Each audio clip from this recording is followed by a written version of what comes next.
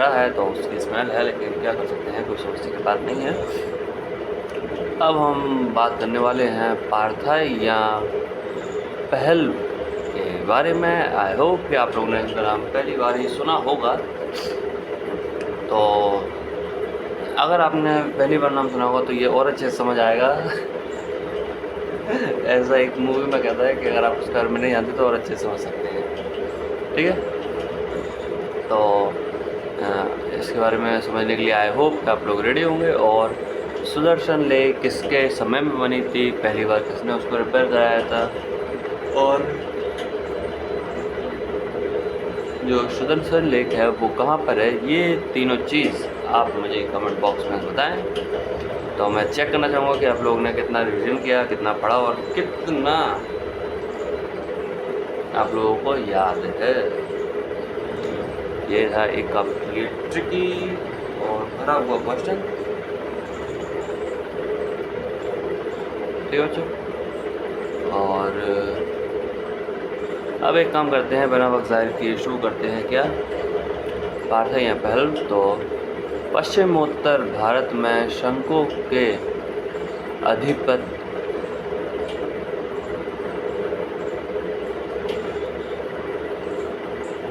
आधिपत्य के बाद पार्थियाई लोग का आधिपत्य हुआ। यानी कि जब पश्चिम उत्तर भारत में जो शंख थे उनका आधिपत्य यानी कि डाउनफॉल स्टार्ट हो गया। हाँ, और डाउनफॉल स्टार्ट हुआ, फिर पार्थी लोग ने अपनी आधिपत्य हुआ। यानी कि भाई किसी का डाउनफॉल तो किसी न किसी का तो फिर वो से टेक ओवर करके अपनी जगह बनाएगा। तो उसी तरीके से ये था। और पार्थाई लोगों का मूल वास स्थान ईरान में था, जहाँ से वे भारत की ओर चले। यानी कि जो पार्थी लोग थे उनका जो मूल स्थान था वो था ईरान।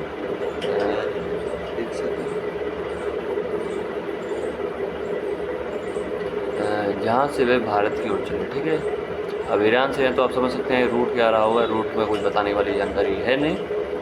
पर आगे बढ़ते हैं। तो भारतीय साहित्य में इन्हें पहल कहा गया है। यानी कि पार्थी तो उनका नाम ही था, और जो भारतीय साहित्य यानी कि उस समय की जो इंडियन कहते हैं तो उसमें बुक्स वगैरह जो भी हैं तो उनमें इन्हें पहल लिखा गया है। यानी कि एक पेट नेम दे दिया गया, ये समझ लीजिए। ठीक है, और फिर सबसे प्रसिद्ध पार्थाई शाक है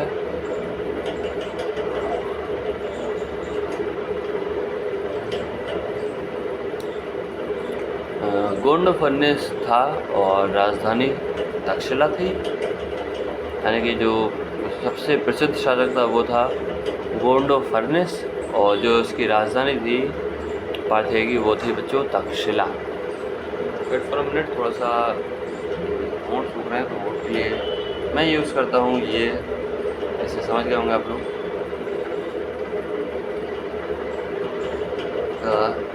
नहाया नहीं लेकिन तो क्या हुआ, और इसको करते करनी पड़ती है। ठीक है, और खरोष्ट लिपि में उत्कीर्ण तख्तेबाही अभिलेख में से इसे गुदुनहर कहा गया है। यानी कि खरोष्ट लिपि में लिखा गया पहले तो बच्चों, और फिर ऐसे जो एक तख्तेबाही अभिलेख है इसमें उसे गुदुनहर कहा गया है। ठीक है बच्चों,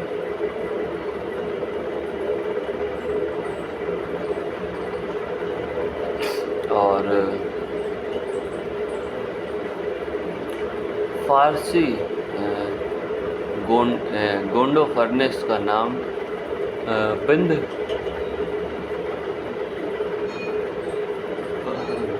फर्न था, जिसका अर्थ यश विजयी रहा होता है। यानी कि जो फारसी में नाम तो गोंडो फर्नेस था, लेकिन उनका जो नाम था अगर से हिंदी में कन्वर्ट कर उसमें कराया तो था बिंद फण, फण नहीं होगा शायद कर्ण होगा, लेकिन फण लिखा है तो फण ही पढ़ना पड़ेगा अपन को, जिसका अर्थ होता है यश विजय, यानी कि विजय प्राप्त करने वाला।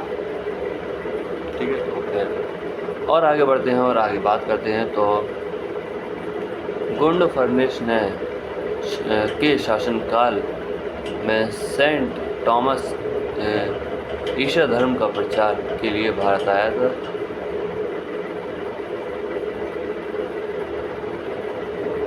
तो यानी कि अगर आपसे कोई पूछ लेता है कि सेंट टॉमस भारत में कब आया था, तो आप क्या कहेंगे कि गुंडफर्निश के शासनकाल में। और किस काम के लिए आया था? ये आया था ईसाई धर्म का प्रचार करने के लिए। ओके बच्चों, और पहले शासकों के सिक्कों पर धर्मीय यानी कि धार्मिक उपाधि अंकित है, यानी कि पहले शासक के सिक्के हैं उनके ऊपर एक धर्म मतलब वो मोहर लगी हुई है उसको। ठीक है, और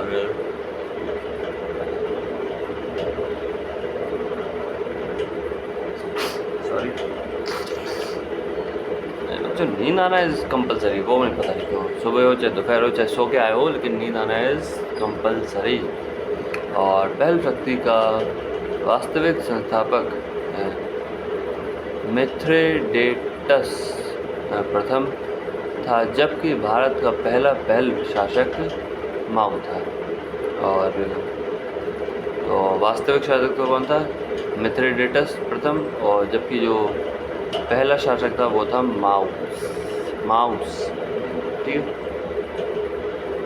और पहलवों की शक्ति का प्रभुत्व का अंत कुषाणों ने किया, यानी कि पहलवों का जो टाइम पीरियड था उसके बाद कौन आया? कुषाण आए, और मतलब कि इनका गेम इन्हीं ने बजाया। किसने? कुषाणों ने बजाया। तो आई होप कि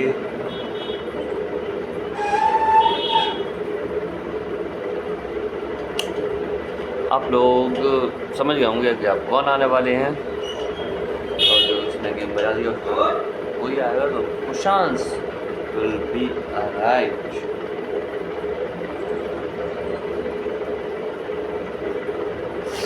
ठीक है, तो कुषाण आने वाले, और कुषाण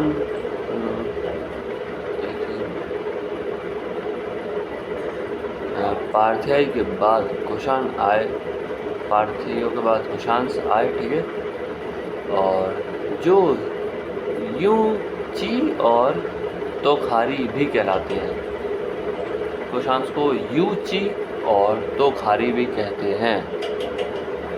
क्यों कहते हैं? I don't know, I don't have idea. और यूची कबीला 5 कुलों में बांटा गया था। टोटल 5 डिवीजन हुए थे किसके? यूची कबीले के, और कुषाण उन्हीं में से एक कुल कहते हैं। जब 5 बांटे गए तो कुषाण भी उनमें से एक निकल आया। ठीक है, और कुषाण पश्चिमी चीन के गोवी प्रदेशों में रहने वाले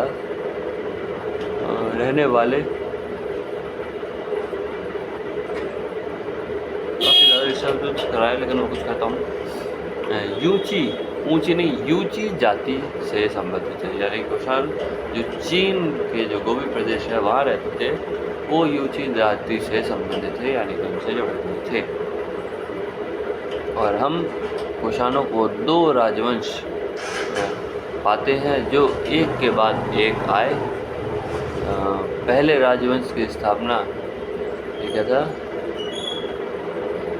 केंडफिसिस नामक सरदारों के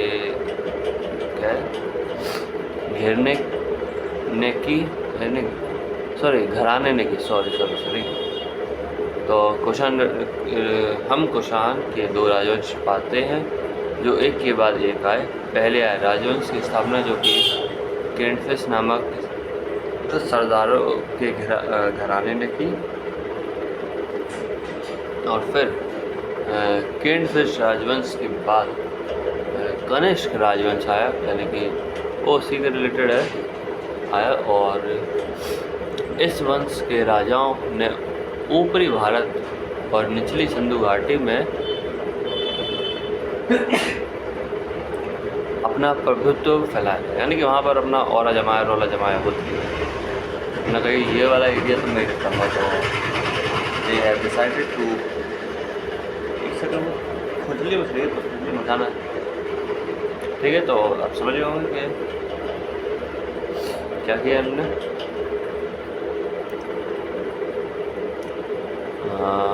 ओके, फिर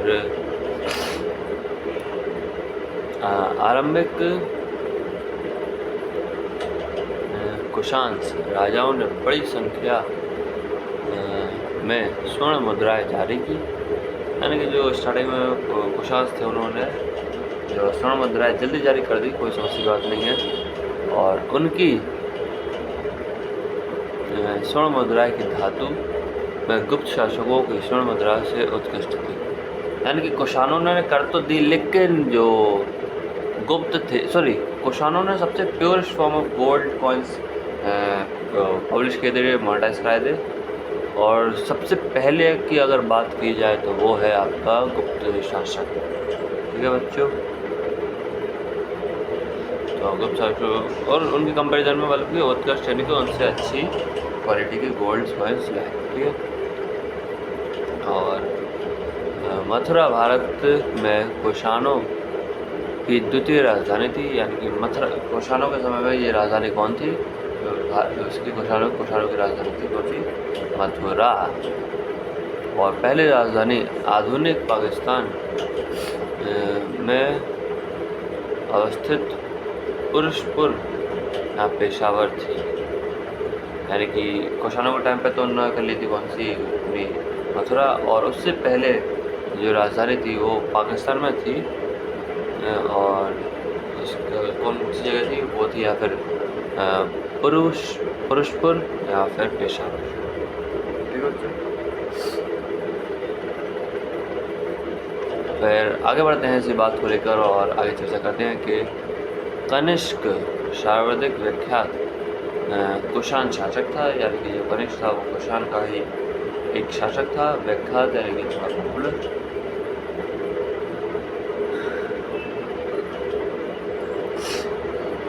और कनिष्क ने 78 ईस्वी में एक शोध चलाया जो शक शब्द कहलाता है और भारत सरकार द्वारा प्रयोग में लाया जाता है,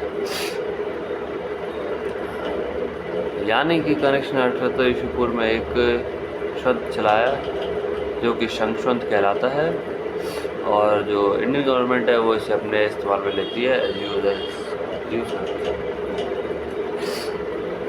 और कनिष्क ने बौद्ध धर्म का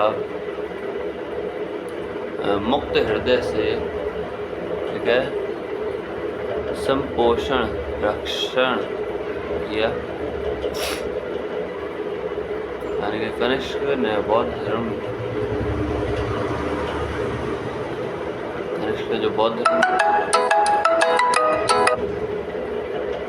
कनिष्क ने बौद्ध धर्म का मुक्त हृदय का संपोषण रक्षण किया।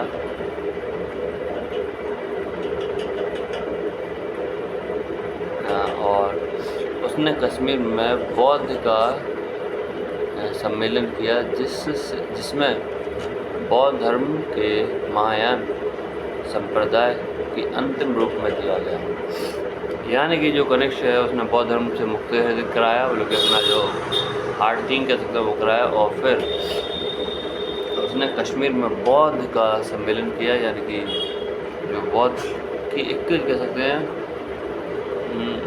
अरे क्या कह सकते हैं,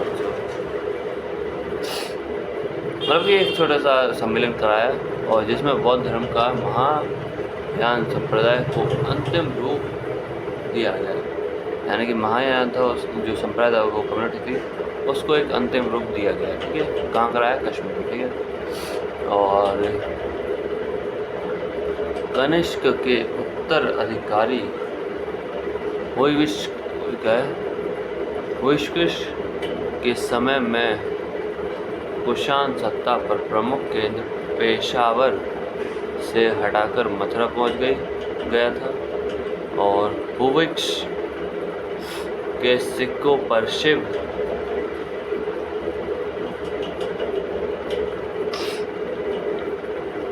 स्कंद विष्णु की आकृतियाँ थी। ठीक है, तो कनिष्क के उत्तराधिकारी थे हुइस्किश के समय कुषाण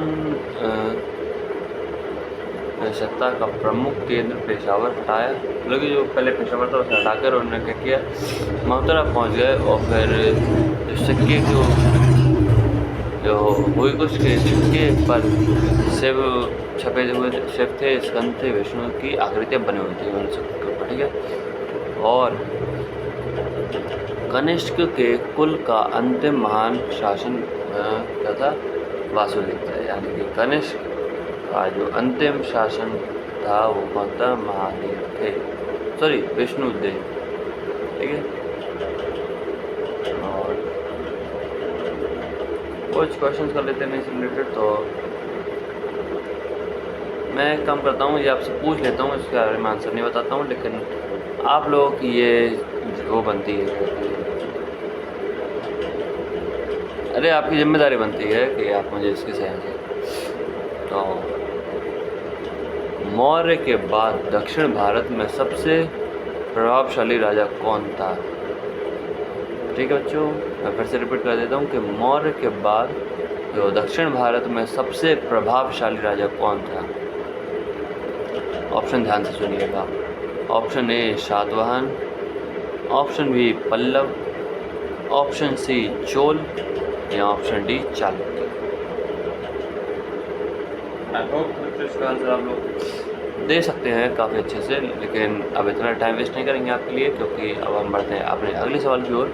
लेकिन आप ये सवालों के जवाब मुझे कमेंट बॉक्स में ज़रूर बताइएगा।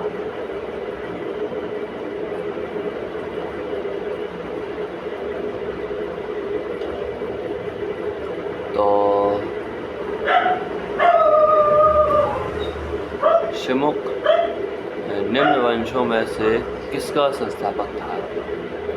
शिमुक निम्न वंशों में से किसका संस्थापक था?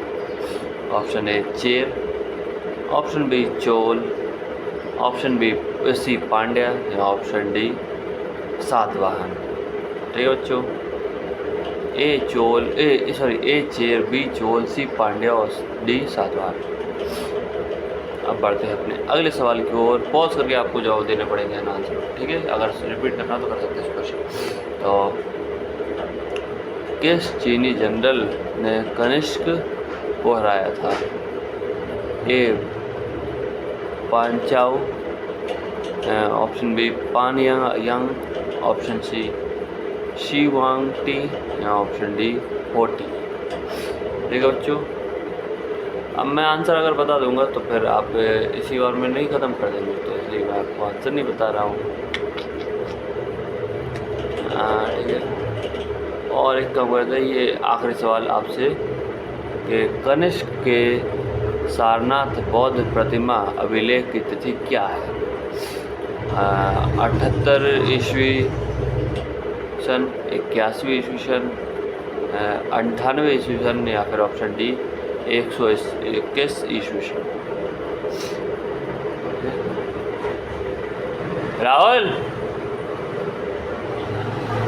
सॉरी। तो बस इतना ही रखते हैं। अगर आपको कोई डाउट हो, ठीक है बच्चों, और आप अगर हमारे चैनल पर पहली बार आए हो तो प्लीज़ चैनल को लाइक शेयर सब्सक्राइब ज़रूर करें, और वीडियो पसंद आई हो तो ही लाइक शेयर सब्सक्राइब ज़रूर करें, और बेल आइकन को दबाएं। उससे ये होगा कि जो हमारी वीडियो है वो आप तक सबसे पहले पहुंचेगी, और it's good for you and good for us. तो डोंट वेस्ट टाइम एंड, और फालतू के चैनल पर देखने की ज़रूरत नहीं है, जैसे कि बहुत बड़े बड़े चैनल है, तो अच्छा कंटेंट आपको कहीं नहीं मिलेगा, इसी चैनल पर मिलेगा। अगर पसंद हो आए तो एक लाइक ठोक के जाएँ और ज़्यादा पसंद आए तो एक सब्सक्राइब भी ठोक के जाएँ और ज़्यादा पसंद आए तो कमेंट भी करके जाएँ।